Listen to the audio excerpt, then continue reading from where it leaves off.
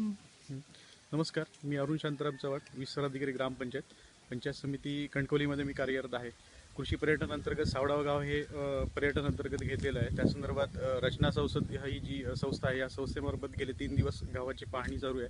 या पाहणी अंतर्गत पाहणी केली तर पाहणीमध्ये प्रामुख्याने गावाची जी मागणी आहे ती मुख्य जे आहे धबधबा, तर त्या धबधब्या अंतर्गत हा पावसाळ्यामध्ये फक्त 4 महिने जे आहे तर त्या ठिकाणी पर्यटक येतात.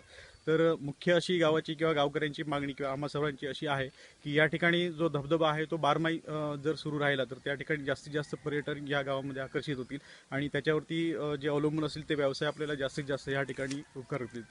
तर त्यासाठी जो बंधारा इथून जे आहे ते साधारणतः 6 किलोमीटर जी एक वाडी आहे, तर त्या ठिकाणी आपल्याला जर बंधारा कायमस्वरूपी त्या ठिकाणी मोठा बंधारा घातला तर तो धबधबा आपल्याला बारमाही सुरू होऊन जास्तीत जास्त या ठिकाणी पर्यटक येतील आणि त्याच्या अनुषंगाने पूर्ण गावाचा जो आहे तो व्यवसाय अवलंबून राहून गावाचा विकास निश्चित या ठिकाणी होईल.